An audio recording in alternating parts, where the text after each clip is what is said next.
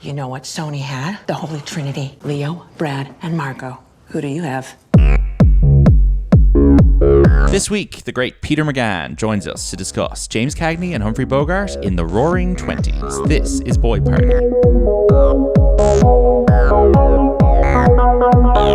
I always say, when you got a podcast to do, get somebody else to do it. Hello, everybody. Welcome to Boy Party, the podcast about movies where two major stars share the screen and battle it out for top billing, awards, attention, the biggest salary, and the most screen time.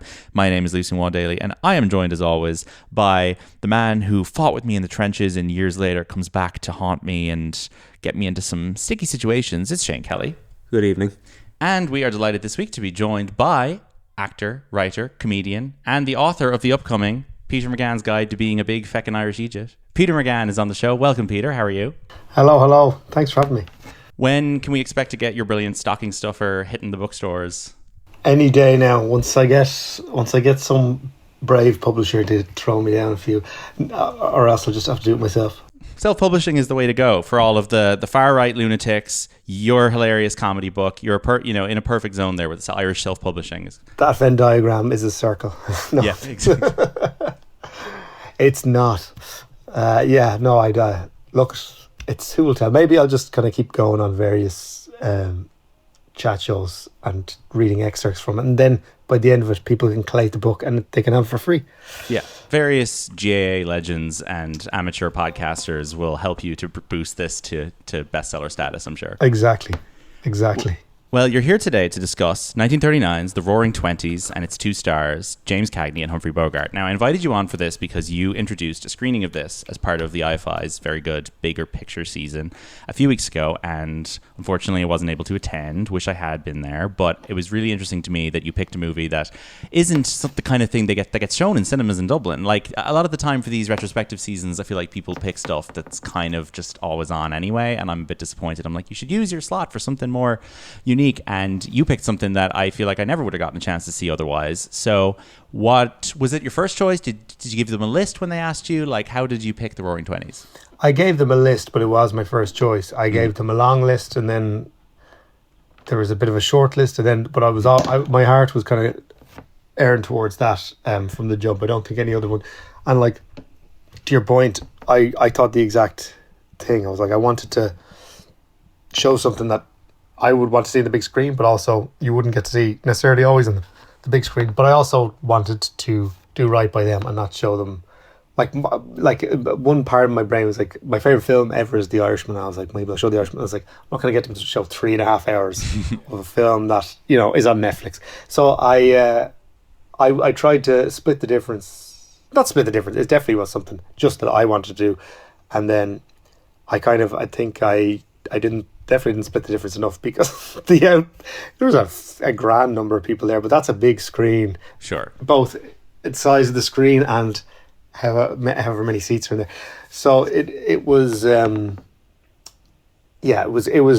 I had a great time. What I really liked about it was watching it. It all worked. The audience were like laughing along with the parts that they were the funny parts, and kind of I could tell there's a bit in it, where a character, kind of a sympathetic character, it's kind of shocking. Is dead, and that kind of hit hard. You could feel it in the room. When I got up to the intro, I was looking out at a sea. I say a sea, a stream, because a lot of seats, empty seats, and then at the kind of the last couple of rows, just the same elderly man kind of copy and pasted across the thing, which was, I was like, what did I expect? I thought I really gave it the hard sell. I kind of pushed it harder than I push. You even added a cartoon to the lineup and everything to get the kids in. Like. Yeah, the kids, exactly. that went down well as well. I was pretty proud. But there's not the hunger that I would like there to be for Warner Brothers golden era gangster films, but I would genuinely, how entertained I was by watching it, and how the people there, I was like, throw a season of these on. Like, this will go down gangbusters. Yeah. But yeah, I then was talking to the programmers after, like, oh yeah, one of the lads from Lancome is showing Texas Chainsaw Massacre. I was like, oh my god, I think that's sold out like that. I got an email after, like, by the way, tickets are like, we're basically sold out now, but we'll keep a ticket aside for you if you want it. I was like, oh, I felt like I'd really done them dirty. But look, with my pick. Yeah, but a film can't become a cult film unless people are willing to put it on. And like, people are only going to embrace films like this if they're seeing them with a crowd and in that kind of roller coaster experiential way. So you're doing a public service by giving it the opportunity to develop that audience, you know? Look, no regrets. And that was very good.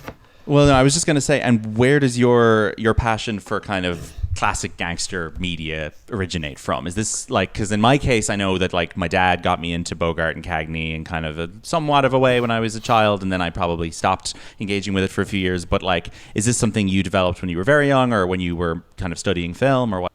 No, it was I got really into gangster lore, as the things that as kids you get into. One of those things was for me was like I just became obsessed, and I had this very tunnel vision. When I was a kid, it would be like the subject I'm interested in. I would know nothing about anything else, like in school or anything like that. But like I would have my one kind of subject I'd fixate on, and I would know every single thing about it. And like so many kids are like that, like especially lads, I think. But gangsters, and kind of specifically from that period, like the Prohibition era period, was just for a long time my obsession, and it kind of continued throughout my life with kind of an interest in things I read, things I seek out. But there was kind of a few years there where I was just fascinated by it. And then when I started to get as a teenager into like film, like the idea of like, oh, I'm into this. I'm into this as a art form, or as a, I don't know what way you think of it as a kid, but I would just became really into films or whatever. Naturally, then I'm gonna get drawn to crime films, and then I remember we had the one movie channel we had as part of our very small we've got the Sky package, whatever it was, finally, and the only movie channel we had was like TCM, because it was one of the free ones. Like there was no, it was just like, they didn't get to. And then I end up by literally, the Thirsty Man in the Desert. I was watching TCM at the point where my real film nerd really was kicking off. So as a result, a lot of those films that I saw there, that locked me in terms of like, I love films from all around, every era, every whatever, but like there's something about like that kind of golden age Hollywood thing that I watched so much of it at a very formative time, and kind of at that time the things that I was mostly drawn to were the gangster ones, like the Roaring Twenties. I remember the first time I saw that, but there was like less kind of, there was like G-Men, which is another Jimmy Cagney one, and like the Public Enemy, just films like that were just like, to this, like I watch one of them over most other films even to this day. It's there few kind of types of films, a few actors mean as much to me as that they do and he does. Yeah. What's great about TCM was that it allowed young people like you to... And, TCM was still around when I was young, but like it allowed young people to stumble upon these films that might not be household name films. Like these aren't Casablanca. They're not the ones that you hear referenced in the radio every day. Like nowadays, the problem, of course, as amongst many problems with the pivot to streaming, is that young up-and-coming cinephiles aren't going to randomly stumble upon films that aren't already in the canon of what their parents and their grandparents talk about. So like, you have to deliberately put things on now. You have to want to seek them out. Yeah, like a sort of 16-year-old is not necessarily going to go looking for the Roaring Twenties on his streaming service of choice. I mean, the Roaring Twenties is on YouTube. Yeah. It seems to have basically entered the public domain, which is great. It's on Wikipedia, which is my favorite streaming service, archive.org, yes, and YouTube, the big three. But I'm with you there. That like YouTube and the archive, like the Internet Archive, I watch so much on that. Yeah, like it's a gold mines for if a film is on Wikipedia, you're in for something good. Like that is my favorite streaming service. And did you have to put in an awful lot of effort when you were younger and kind of fixated on this genre of film to find the films you wanted to watch? Were you perusing the schedule, or was Sky just handing you these films? No, they weren't. No, so like I ended up, because I was into films. I was getting into films. I was a teenage boy into films and into certain types of films. I ended up getting, those kind of like these, kind of guide to gangster movies, things like that.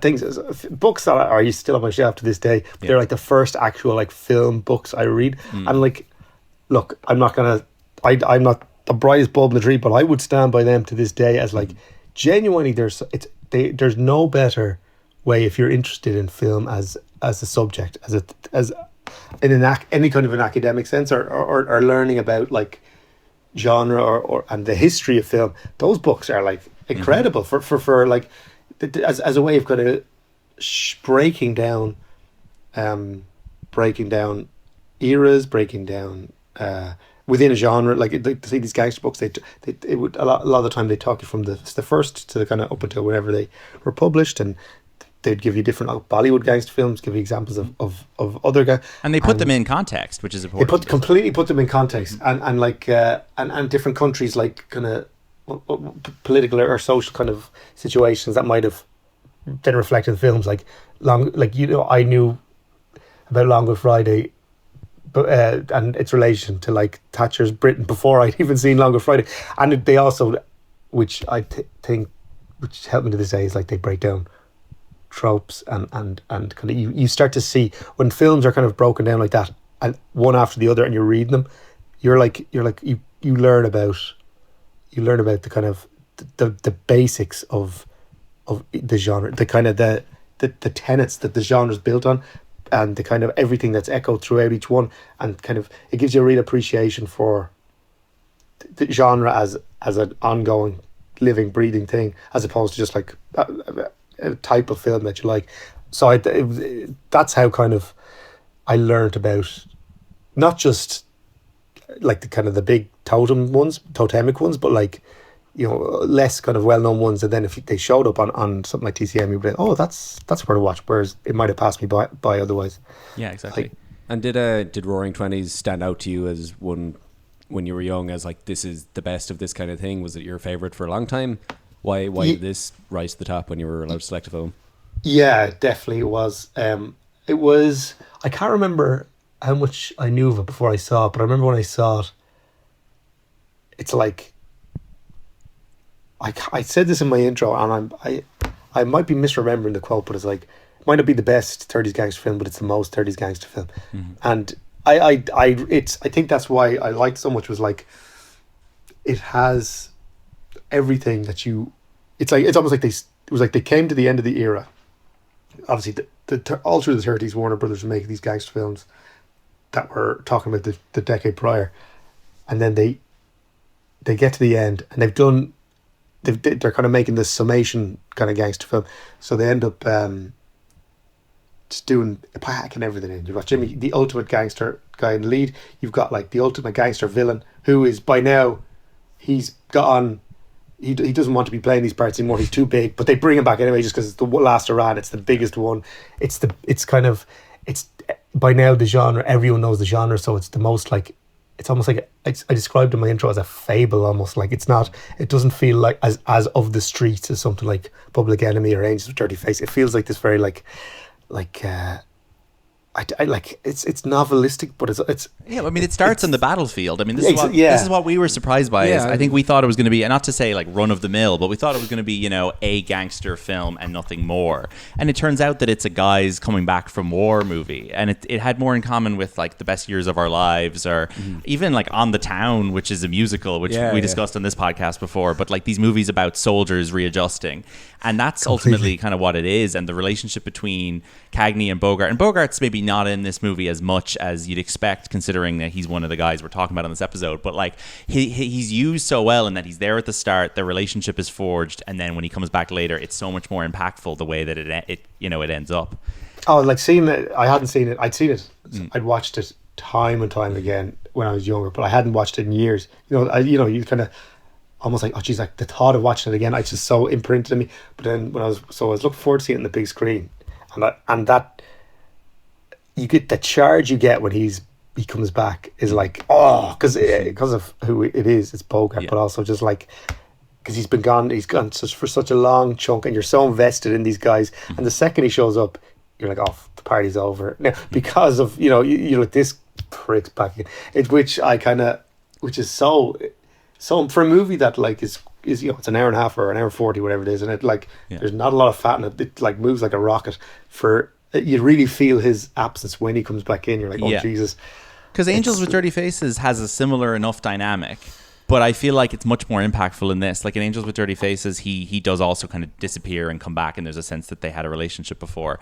But I feel like this almost keeps him off the screen for long enough that you build up more anticipation for just Bogart's presence re-emerging in the film, and also the weird tension that does exist between him and Cagney as these two massive stars who I guess they got on well because Cagney went to his funeral, but like I don't know if you know anything about their relationship on set or like how they coexisted as stars. I don't know. I'd love to know. I read Bogart's biography years ago. It's incredible. It was an incredible tome. It was like, and he's a fascinating guy, and a complex guy, and not always a nice guy, but like the difference between this and like they did 3 films together. It was Angels with Dirty Faces, The Oklahoma Kid, and this. And like in the other 2 films, especially Angels with Dirty Faces, he's lower in the totem pole of in the current terms, like star power. Like he's very much he's a supporting player, character actor. He's getting lead roles, but they're like low tier gangster films. They're movies like, that TCM is not showing. Exactly, or if they show them on there, it's like 1/2 in the day. But like and once a year. Movies that are all Wikipedia originals. You can watch all his. So like he's so like when he's in the prestige mode, he's playing like second or third banana. But like but then by the time Roaring Twenties comes along, he's done, like he's not fully, he hasn't made Casablanca yet. That's like whatever 3 years away. He hasn't made like High Sierra, like that's been 2 years away. There's like he hasn't had his proper breakout, but he's basically like, look, I can't keep playing this part again. So like they kind of he's real snivelling in Angels with Dirty Face. He's like a wretch of a guy, and he's very much like not a threat beyond. Well, he's a threat, but it's like it feels way more even tiered in this, and it's like he's way more self assured, and he's way more. Aside from the very end, he's clearly like not. I'm not going to play a snivelling kind of wretch in the way that he's playing like a slimy lawyer in Angels with Dirty Faces, and he's a real like sneaky, like it's a real character actor part. Whereas this, he's like, no, I'm playing as like scary. As far as he's concerned, he is the leading man in those scenes, I guess, and it's the director's decision to bring him in and insert him like that. Are both of these guys on your like Mount Rushmore of classic Hollywood leading men? No question. 4, like who else would you put on there? Well, Cagney is my number 1 of all time. It's like Cagney. Any actor, any actor at any point in time, Cagney is my number 1. I remember when I saw him first, and I was like, it did like kind of recalibrate my brain, but I was like, this lad's incredible, and I watched anything I could get my hands on him, and I to be honest, like that hasn't changed. And have you studied him as an actor? I guess have you tried to base your approach off of what he was doing? Yeah, I mean, like I definitely more so when I was younger. Yeah, and I've absorbed stuff. I think that I don't think I don't, not in a conscious way now, but like I've definitely absorbed kind of certain ways I'd carry myself on screen, and certain ways I'd interact with people on screen. Like you can't totally interact like him because he would just look mannered, or it would look. But like in terms of like his physicality and his ease, there was no one like that, and there's still, I don't think. And his it's like lightness of touch, even in like dramatic moment. It's like he can be so funny and charming and terrifying and cold, like within seconds of each other. His kind of skill set was kind of never ending. Like really, he could literally do anything. Whereas Bogart is like, it's like he's a great actor because of what's broiling inside him, and and he's a lot more conflicted. He would like, they were there. They were very different types of people off screen. So like, and as a result, like you see, like my mind would instantly go to Cagney as my favorite. But then I'd watch a Bogart film, I'd watch In a Lonely Place or High Sierra, somewhere like, Jesus, no, literally no one is better than him. So yes, the two of them would be up there on the Mount Rushmore. And then, geez, that's a good question. I mean, like, it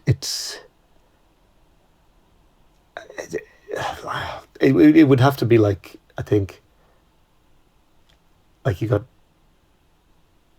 maybe Barbara Stanwyck or something like that, but like the Cagney, you could just carve them out of Cagney, to be honest. Like he's electrifying. And do you think there are actors today in Hollywood, I guess, in mainstream film, who are doing it like either of these guys? Because I was watching a few of their films the last few weeks, and I was like, are there any actors today who are equivalent to them in terms of either their status or the presence that they bring? I'm not sure there is. Like, I was like, if you were casting a Bogart character, you could get someone like Michael Shannon, I guess, but still, there's nobody with quite as much. The faces are carved in stone. I don't know if there are actors like that today.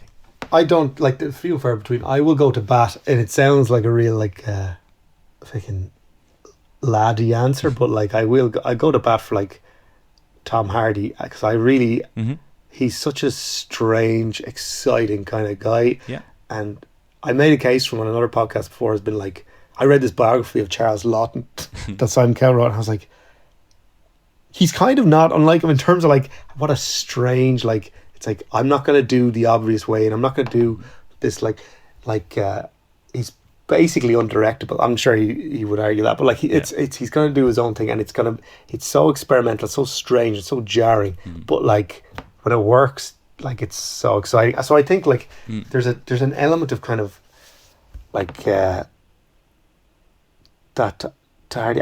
And again, I'm not kind of reaching deep into the well here, but like I think there's a reason Scorsese keeps using DiCaprio, and I think it's because he has some of that energy of like a really, really, really thoughtful, hardworking actor, but like someone who is acutely aware of like of like image and the power of being a star. I think I don't know if they gone on record about it, but like I think that the two of them are like, it's like you're just be James Cagney. It's like be like electrifying and terrifying, but also be scared, like Wolf of Wall Street to like Killers of the Flower Moon, things like that. I feel like they just kind of the Killers of the Flower Moon performance definitely has a lot in common with Cagney in this and in some of the others, in terms of like everything about him is deplorable, and yet he's completely, or not everything, but like there's a deplorable, beautiful thing going on with him that I feel like is very unique. I imagine Philip Seymour Hoffman had a bit of Bogart's sternness back in his day. He did, for sure. Kind of just quiet presence, nearly.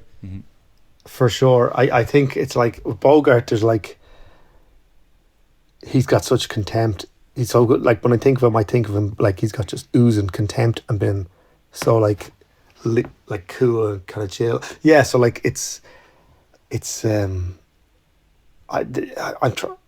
everything's everyone's so sanded down now, and everything is so like wink wink and like nudge nudge, but like so like it would be hard to Seymour Hoffman in like Talented Mr. Ripley, where he's like he's such a dick, and Bogart is like, even when he was like playing like the leading man, he was not afraid to just be like insouciant, like just a dickhead.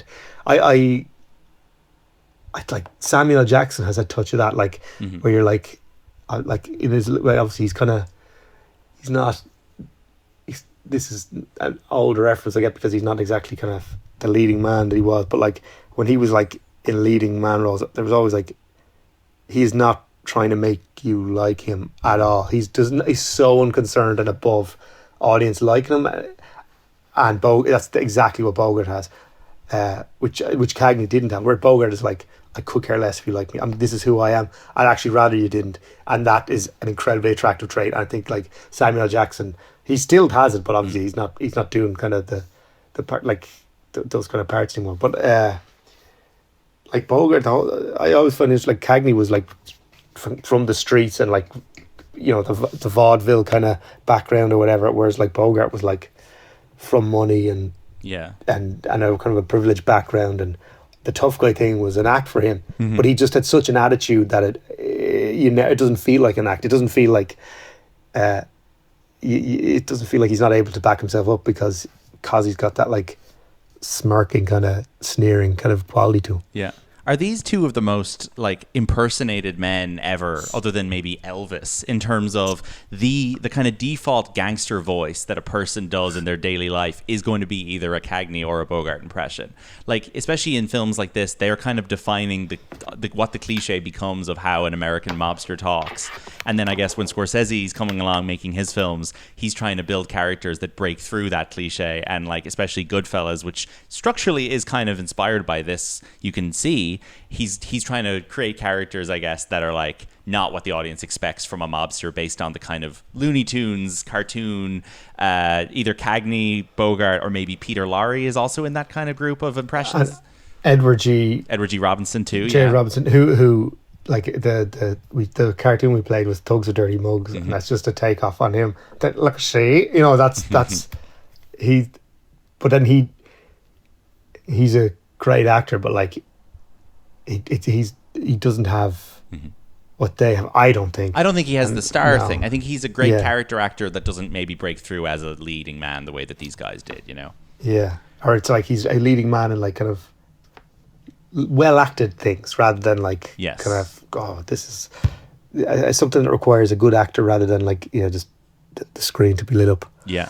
The other thing in this film that's so special is the transitions. It kind of goes through every year, and every time it changes to a new year, there's these like insane montages. Yeah, Yeah. surrealist Incredible. montages. It reminded me a bit of what like the sequence that Dali did for Hitchcock's Spellbound or something like that from the time, where you're just like they're breaking out of the conventions of the period and creating this weird mini kind of like It's like a film. trailer within the film for the film. Yes. Completely, yeah. There's like 10 trailers for each year of the 1920s. Because when I watched it when I was younger or whatever, it was like I just assumed it was new real footage. But then you kind of watch it more. The more and more you watch it, like, oh, this is just the gas satirical kind of like mockumentary almost version of what it was, like the hip flasks and this, that, the other, like, and that was Don Siegel. He was doing that, doing all those, which was, I think, was cool, and it shows like it's like there's some level of artistry and craft at work there. But it's like a weird. The first time I watched it, or sorry, the last time I watched it in the IFI, that had me thinking of Citizen Kane, like, because it was like Citizen Kane, it anticipated those kind of like fake news thing, and then there was like ended up but these references throughout that had to be coincidental, but there was there was like a mention of, there was a sled, there's maybe a mention of of Rosebud just offhand in some other context. Okay. There's the idea of him kind of using his power to force his love, his singer lover onto the stage when everyone else doesn't really want. Now it turns out she's actually talented, but there was all these weird echoes. Yeah. And the other one is like Bogart's, like, of all the he does a Casablanca, almost like a little Casablanca line Interesting. where So all the credit we've been giving to Kane and Casablanca over the years probably belong to this. the fight between Mankiewicz and Orson Welles is actually the two of them are guilty. There's someone else, whoever wrote this, Yes. Mark Hellinger. I think the supporting cast in this is also great. I mean, Priscilla Lane is kind of second billed. She was obviously a big deal at the time. Her character's introduced in this hilarious. She's the girlfriend who's introduced as like a teenager that he's been writing letters to when he's away at war. He has a photo of her. He thinks she's an adult woman. He rocks up to her parents' house. She's in a school uniform. He's like, "Oh shit, what have I done?" And she goes, "Oh, that photo was taken during my school play rehearsals or whatever." It's a good joke about him, trying not to be a nonce that later turns into an actual romance, I guess, and in helping out her career. And the film kind of gets away with it, I guess, because she does age during those years. It jumps forward a couple of years. It jumps forward a couple of she- years where Yeah. suddenly it's legal, but it is good fun. It pops so much in the cinema, that scene. Like, I in a way, it was like that genuinely felt like you could play that exact scene today and it would pop. It's so a contemporary hard. sense of Sitcom-y, humor. yeah. It's sitcom-y humor. It's very good. Complete sitcom humor. Yeah. It was that really. I was like, oh, that's classic. The other person in this I loved was Frank McHugh, who plays his friend Danny, and he's got such a lovely, sympathetic face. And I clocked him the second I saw him. I went, I know this guy from somewhere. Turns out he is in the Rodgers and Hammerstein musical State Fair. And there's 2 film versions of that. The first one, which I saw like 100 times as a child, and he plays this like struggling songwriter who basically like hangs around parties at the fair finding singers and begging them to take his songs and put them on the radio. And he befriends the main young kind of lover in the film, and he ends up bringing him home one night when he's drunk. And there's this great scene where Frank McHugh puts him to bed and he goes, one shoe off and the other shoe off, little dumpling, my son John. And it's just like stuck in my head, and it's one of these like OCD things that I constantly say to myself when I'm taking my shoes off at night, since I was about 6. And I was like, Frank McHugh is baked into my subconscious. I checked. I've never seen him in anything else. Recognize him immediately. I think he's absolutely wonderful in this. Oh, I love that. That's amazing. I've got things like that as well, that from these kind of films that they just cause they're so strange and they're all like, that's the thing, himself and Cagney, like they would have just been reared on like the stage. Yeah. And they had that kind of vaudeville energy to them. Completely. Yeah. And like these routines that were just like so well drilled, or like they wouldn't even, I can imagine them not even being routines. It's just like they instinctively can't not turn something into shtick. But the key thing is, it's like those guys, that can so easily feel forced, especially in like older films where it's like, you know, the naturalism isn't there or whatever. But himself and Cagney both have this kind of naturalism to them and this kind of emotional realism to them, or emotional like just they just feel like living, breathing people. So like, which not all these kind of like old timey kind of vaudeville heads had. So there's I think there's like no more like lovely thing of that. So that their scenes together. And again, I'm going off seeing this in the cinema. Like it was like laugh, and it's because it was the chemistry was like amazing, and the comfort levels of the two of them together. Yeah, like they felt like old friends because they probably. And there was much more of a thing back then in the studio system because the studios had a certain number of actors on their contract, so they would put the same people in so many films together over and over again, and they get comfortable with each other and they develop chemistry. And even in the case of Cagney and Bogart, by the third movie together, they have this great rapport. Whereas nowadays, I guess, as much as there's a freedom to the way that films are made in America, you don't maybe get these long built relationships between actors coming back together and again. And that's such a nice thing you see developing in the 30s, 40s, 50s, Unless 60s. It's through kind of the director having a few favorites. Yeah, like you have your Wes Anderson who'll put the same 3 people and he lets them build. But that's only happening in very specific cases where a director has complete autonomy, you know? Yeah. Otherwise, it's so hard.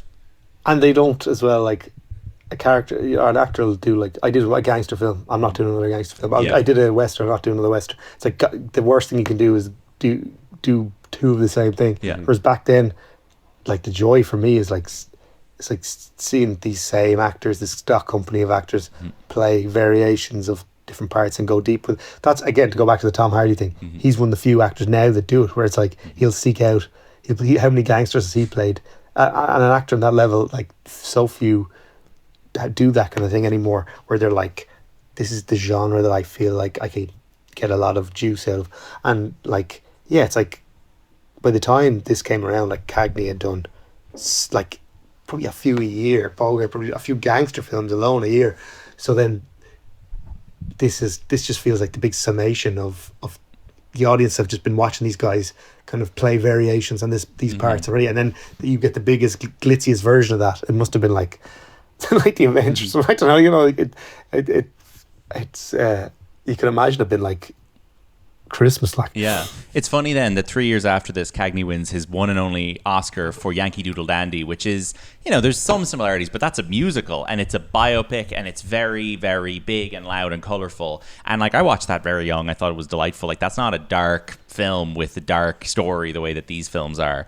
And that's the moment where he gets embraced by Oscar voters, which I suppose is what happens today as well, of like, oh, look, you changed up your shtick, we'll finally reward you for what you've been so talented all these years, but you were doing your one thing.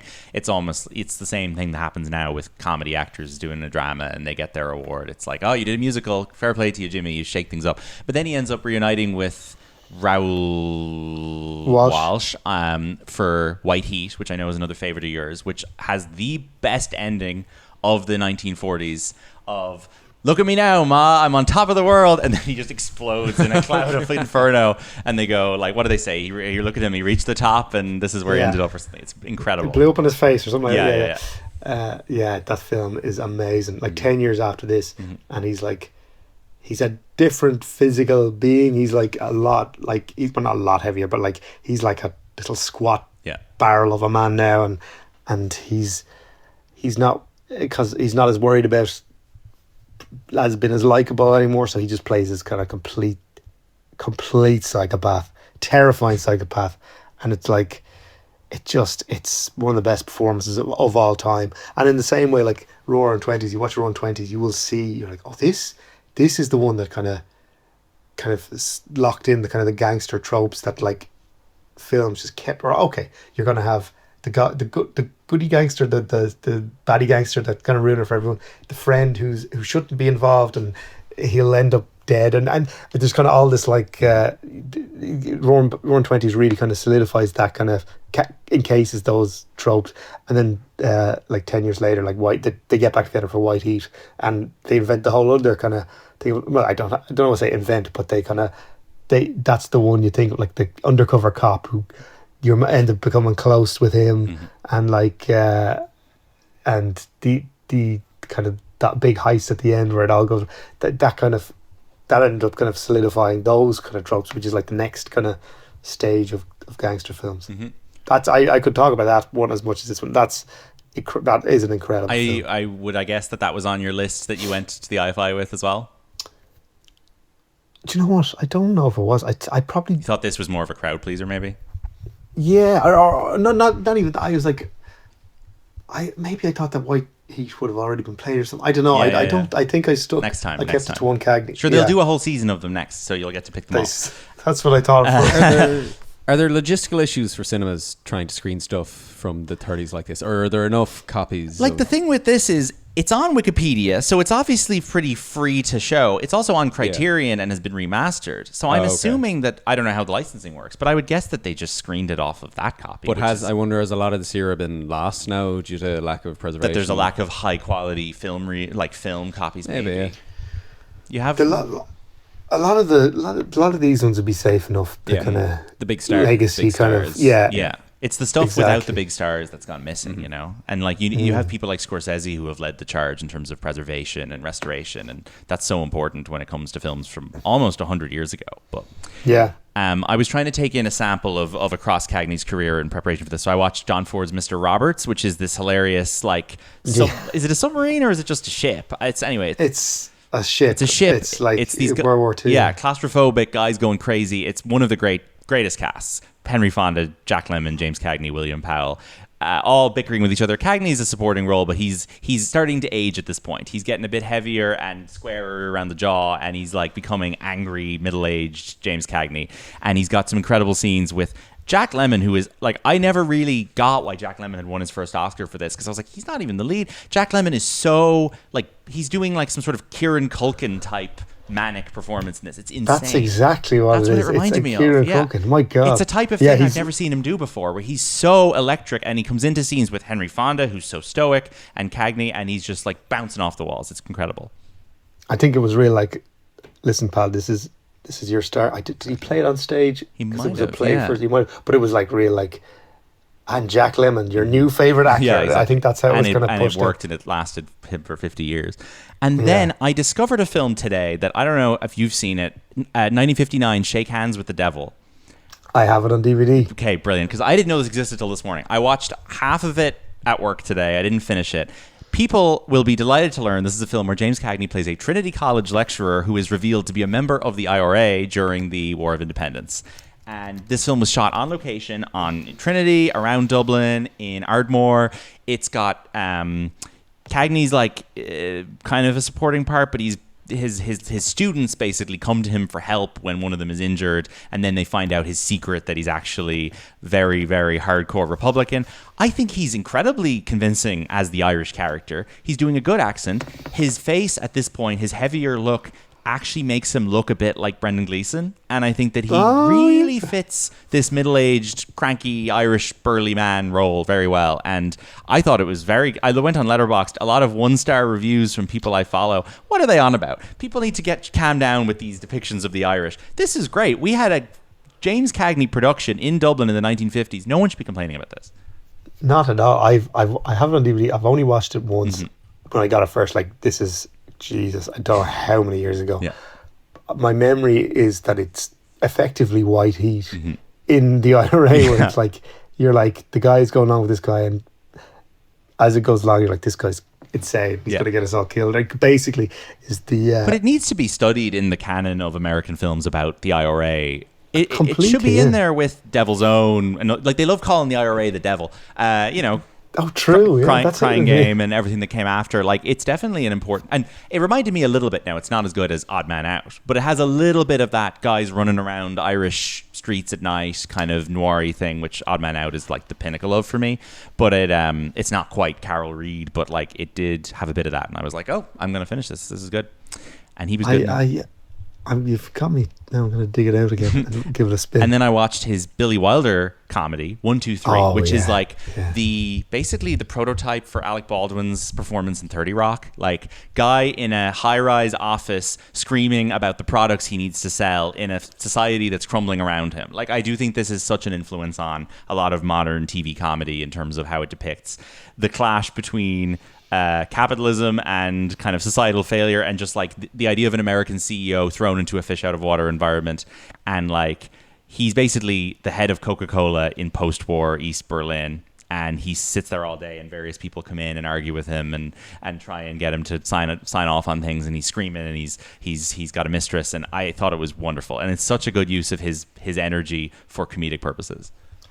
Completely. And I think it was the film that broke him and got him to retire, because Billy Wilder he was old at this stage, and you can see in the film, like, he's an older man in that film, and like, the pace of dialogue, like, it's kind of insane how much dialogue they've crammed in at the speed they talk, and I think he was done. Like, he was a guy who was rat-a-tat. That was his whole the bread and butter. Like, his artistry is like the rat-a-tatness and the kind of conciseness and the speed, but like, this, Billy Wilder just pushed him to like the zenith, and he was like, I'm done. It's incredible. Like, these directors like Sturges and Wilder, who were writing these, like, basically 5 times faster than anyone else in their eras. Only certain actors could handle that, and it's a test of somebody's range. And if you've got someone like Cagney, who's done everything from gangsters to musicals, the last kind of mountain to be tackled there, I feel like, is a Billy Wilder comedy, something where you have to put so much of yourself physically into it, and he just completely pulls it off. That's exactly, and on paper he's made for it, and then it's like, and then you watch it, like, no, he is, but there was obviously a physical, mental cost to it. But then 20 years later, Milos Forman gets him out of retirement. At this point now, he has pivoted to being a right-wing crank, as much as that was a thing in the 80s. Like, he starts off being, accused of being communist sympathizer, being one of these great lefty heroes of the Actors Guild during his heyday. Turns into a complete Reaganite, it seems, which I think probably maybe the performance in 1, 2, 3 drove him in that direction. Who knows? I believe he did have a stroke at one point as well. He had a stroke? Okay, right. So who knows? But he goes... The faculties were not fully there. He goes completely Republican and is friends with Reagan. Fair enough. They were all pals. At least there was a personal relationship there. And he shows up in ragtime for like a couple scenes as the police commissioner. And it's very good. It's very cartoonish. Like, he's burly and he's shouting. He's got a mustache. And like, it's a fun last role to have. And ragtime is kind of like semi-classic, I guess, because it's a Foreman film, but it's not that widely seen. But as final films go, for someone who lived probably longer than a lot of his contemporaries, certainly Brando, it is he definitely did. Yeah, it's great that he has a film in the 80s. Sometimes it's just nice that, like, certain 80s actors who are still working today got to be in a movie with James Cagney. I love when generations cross over like that, whereas Bogart didn't really get to do that, Yeah. No, it's cool. It's always exciting and kind of jarring when you do see that crossover. It's like James Stewart doing the voice in that Five Goes West. It's like, how did that happen? Yeah. Or like Donald But- O'Connor is in Toys with LL Cool J, and like they're in scenes That's together. insane, Like, it's yeah. like there's no way that these two people that were alive at the same time. Your brain chemistry One- gets reordered.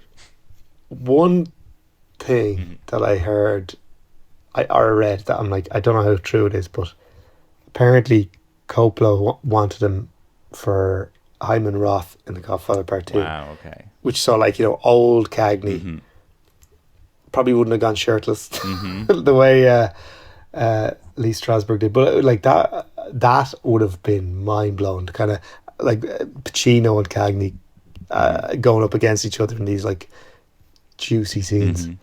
Oh, what could have been. The thing with Bogart that's funny is that two of his most iconic roles, I was saying a few minutes ago, is there anyone who can recapture these actors today? Two of his most iconic roles have been attempted by other actors in the last couple of years. Sam Spade, Clive Owen did the TV show, Monsieur Spade, which I haven't seen, but I heard was quite good. And then, I loved it. And then on the sort of lesser extent, Liam Neeson tackled Philip Marlowe with Neil Jordan. Oh, yeah, which yeah. I feel like haven't that's a seen film it. you could have been in. If ever there was an Irish-produced gangster movie you could have slotted into. It's a crying Pity, shame. Who you a pity. telling? If you were cast in something like that, how would you avoid falling into a cartoonish version of that kind of character, especially if it was a Marlowe story? How do you not, I guess, as an actor, start to do an impression of the Looney Tunes version of one of these guys? Like, what would your approach be there? Well, you would hope that the script is not just doing the pastiche thing, that it look like, I suppose you just, no one did it better in that sense than like Nicholson in Chinatown. You just look at that and you're like, okay, he's playing that part, but it does not in any way feel like he's doing dress up. Yeah. He's like doing the kind of, so like, I guess you would just, if you would just try and shy away from any or too much voiceover or whatever, and just kind of just play it as close to you or your kind of skill set as possible. I don't know, to be honest, like, as in, it depends on the film. Sure. Around I you feel as like well. if you've it's got like, Neil Jordan and Jessica Lange is hanging around and Danny Houston is hanging around, because Danny Houston's in that movie and his father Of course he is. his father is the guy. So you're looking at this kind of weird legacy thing. I feel like surely that would get a good performance out of you through sheer vibes alone, like I would hope so. or else you're going to humiliate yourself in front of Jessica Lange and never work again. It's one or the other. But there's a few Irish faces that you'd know now who have small roles in that film. That's very funny. It's worth a watch for anyone who's interested. Okay, I will. I was in my head partly thinking I was going to read the John Banville book. Yeah. That it's based on first, because I love his quirk books. Yeah. So I was like, I'll give this a spin, but then, yeah, I'll stick to there. It had that kind of. It has an Irish novelty factor, but a kind of a streaming exclusive sheen to it. But like Shauna Kerslake's in it. There's a few great Irish actors have like very small roles, but you're like, this is nice. They got to be in a Philip Marlowe film. That's a legacy I'd like to be part of. See, that's it. Like I don't need much in this life, but I like that's it's like some lads would like jobbing actors would want to be in. Yeah. The whatever. Second, I know it'd be nice to be in anything, but like if something like that came along, I'd be hard pushed to take anything else over. Yeah, like that would be the kind of pinnacle. Yeah. What I read was that Bogart was the third ranking leading man in the studio when Casablanca came along, and Casablanca shot him up to first and Cagney went down to second place. So there was obviously a bit of healthy competition between these two guys, because the studio had their guys on contract and they would offer the leading roles 1, 2, 3 in that order. And Bogart, after Casablanca, which does he win the Oscar for Casablanca, or is he just nominated? I don't think so. Which is crazy. I'm so bad for things like Who that. beat Humphrey Bogart at the Oscars? No, he didn't. He wins for African Queen 8 years later, which is presumably a bit of a make-up award. He loses the Best Actor award to Paul Lucas in Watch on the Rhine, an actor in film I can't say I've ever heard of. And like, you got Gary Cooper, Mickey Rooney, and Walter Pidgeon also nominated that year. I mean, we used to be a real society when we were giving awards to Paul Lucas. But anyway, fair play, Paul Lucas. I'm sure if his. But it makes sense. It's like they're too good to win Oscars. They're too good. They're too. Well, that is also the thing. But the whole, like, if him becoming a star, then it's like he is the star for when there's a horrible war raging and like countrymen are being killed. It's like Cagney, as great as he is, there's a kind of a joy to him in everything he's doing. Whereas like Bogart, like there's bile to that man, and there's venom, and there's cynicism, and there's genuine contempt, and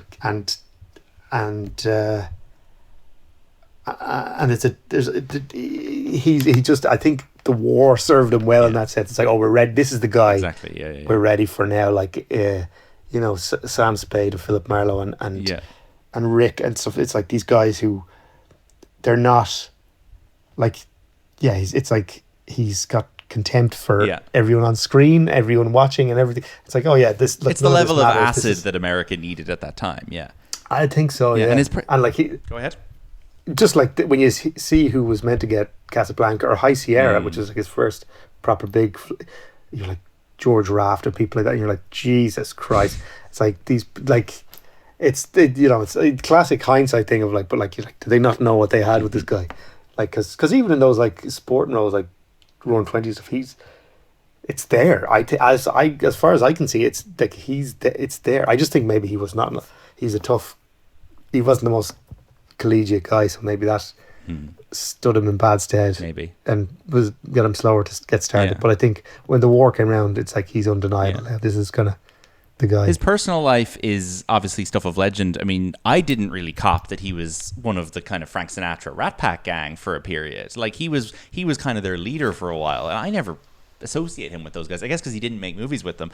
But I read about it, and it was like Sinatra visited him on his deathbed. Spencer Tracy, who we talked about a few weeks ago on this podcast, who's another guy who died far too young, he visited Bogart on his deathbed in what sounds like a really moving, like he basically was the last person to see him alive, which is it's incredible. And his marriage to Lauren Bacall, Lauren Bacall, talk about people generations overlapping. Lauren Bacall makes a film with Jonathan Glazer. Like, she's still working up until she's alive. I think she dies 2012. She's still working all through the 2000s. It's insane. But they obviously make a lot of great films together. He also has his Billy Wilder moment. Or no, sorry, that's not Billy Wilder. Nicholas Ray is in A Lonely Place, which is fantastic, where he's this. I was conflating it with Sunset Boulevard in my head because it's kind of a similar setup for a film. Yeah, he's playing this like real fucking internally dark screenwriter guy, and he gets accused of a murder, and Gloria Graham's in it. I watched that a few weeks ago. I thought that was fantastic and moody and gorgeous. He's terrifying. Yeah. He's genuinely like, this guy is like, again, it's like the perfect actor for those times. Yeah. It's like he is seriously emotionally damaged, and you're like, he's acting, but also that guy knows from torment. Yeah, like it's really unsettling performance. And then the studios kind of reach in and get this adventure hero out of him, which is stuff like Treasure of Sierra Madre and Key Largo, I guess, and The African Queen, which is ultimately, it's a romance, and it's got elements of the other genres, but it's an adventure film. And like the funniest thing I've ever witnessed is when the Dwayne Johnson, Emily Blunt movie Jungle Cruise comes out 5 years ago, which is this Disneyland ride slop movie. They make a poster for it that is an homage to the African Queen, and they style The Rock like Bogart, and you're like, is there really people working in the Walt Disney Corporation who think that we're going to buy The Rock as the Bogart of today? I mean, he's welcome to try, he's welcome to give it a go, but like, I saw that film, I did not care for it, and I certainly thought, is it offensive to try and conflate him with Bogart? It's strange to be aware of the influence and similarities and to still go ahead with it. Yeah. Yes. Yeah. I know. To not go. Maybe we should rewrite this. If you know about it, you shouldn't do it. Yeah. Exactly. Well, I'm gonna scuttle my bona fides here and say that I haven't seen The African Queen, but I have seen Jungle Cruise. Well, that you spent your 2 hours the wrong way, I'm afraid. I mean, The African Queen, it doesn't have Jack Whitehall, so it's lacking in one major asset. Yes.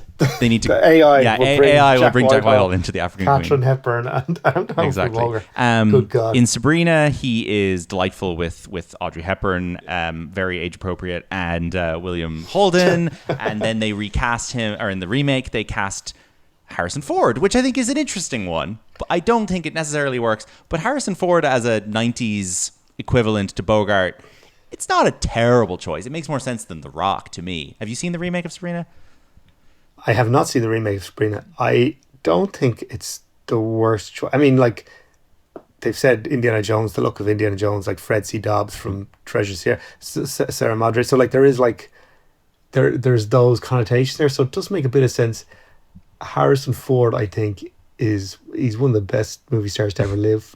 But he does not have what Bogart has in terms of the fearlessness. He's got a crankiness that isn't quite as venomous. It can never get to that depth. Yeah. You could never put him in a lonely place or anything like that.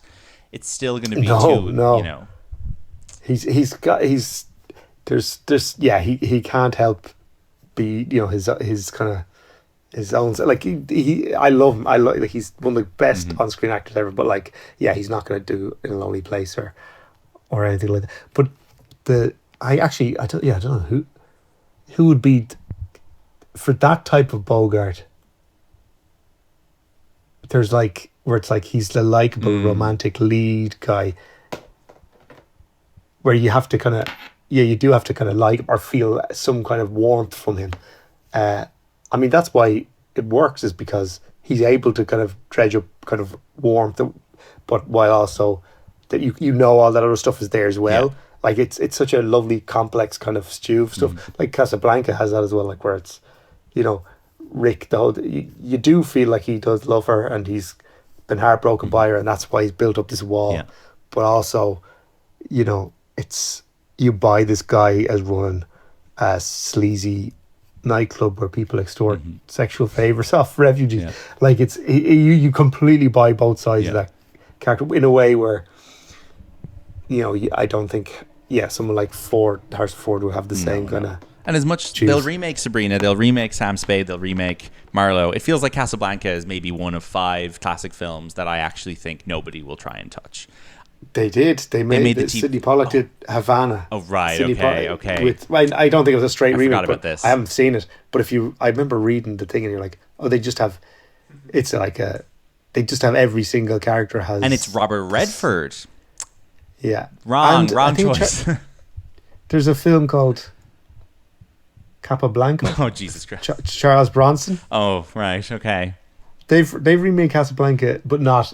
Sorry, the Warner Brothers Casablanca remake. No, Casablanca they haven't 2. Done that yet, yeah. We're not getting that, I think you're right. I think it's one of those like untouchable ones. It's like that. I mean, nothing's untouchable now. I don't eat my words, but like it does. I do think It's a Wonderful Life, Singing in the Rain, Casablanca, Gone with the Wind. Maybe Wizard of Oz, because they can do things around it like they're doing now. Those are kind of just, they're like, look, they'll be in the public domain soon. We can't even squeeze that much profit out of them. Let's just leave it be. The Godfather as well. I think. Sure. There's I don't know. Would people? Coppola needs to put it into his will that anyone who tries gets shot on sight, or they get buried under the vineyard. Yes. In true Corleone style. I'm down for that. Well, that's, I think, a thorough rundown of the careers of these two great movie stars who we love dearly. Peter, where can people find you? I know you have some shows coming up, which I will read the dates and venues of because I am a good host. Friday, September 12th, The Lighthouse in Dunleary. A lovely place. We went there for my birthday many years ago. A great venue. It's a great venue. I did their first ever comedy gig. Oh, wow. Okay, you're royalty there. Saturday, September 27th, you're in Limelight 2 in Belfast. Saturday, the 18th of October, you're in the Museum of Comedy in London. Very good. And you're... First UK gig. Yeah, and you're heading to my native West Cork, Clonakilty to Barras on Friday, December 12th. And people can get tickets at the link on your Instagram page. They can indeed. And thank you very much. What else have you got coming up that people should look out for? I know you're going to be in the new John Carney movie. I have. Hopefully. I know I am in it. I had this amazing scene with everyone you want to be acting with in that cast, and I couldn't. This is like lovely, beautiful dialogue scene. I was like, this is too good to be true. Which means I'll probably get cut out. And then I was like, I don't think I will get cut out because I have one line that basically sums up the conflict in the film. Okay. Or so I was like, they're not going to cut that line out. It's a great trailer line. And then I went in to do ADR, and they have cut everything but that line. So, but you're going to be memorable. Memorable one-scene performance. Yes, I have one line, and it's a good one. Power Ballad. Well, people have gotten IFTA Best Supporting Actor nominations for less. For less, exactly. And then there's a show coming out called Show Kids that the great Hugh O'Connor dreamed up. It's a kind of a family sitcom, and it's gonna be it's a really, really nice piece of work with an insanely stacked cast in the adults side of things, and the kids are great too. But like the kind of in terms of the names of the you're like, oh geez, this is amazing, and they're really funny scripts. And I saw a couple of the episodes, and they're really good. So that's in September. Keep an eye out for it before a big movie apparently. Brilliant. Which is what Peak a sauce. And the slap. big music movie that night will be The Roaring Twenties. In a proper world. It's Peter J. McGann on Instagram with all the links in your bio. Thank you so much for coming on the show, Peter. Lads, thanks to me for having me. Talk to you soon. This is fun.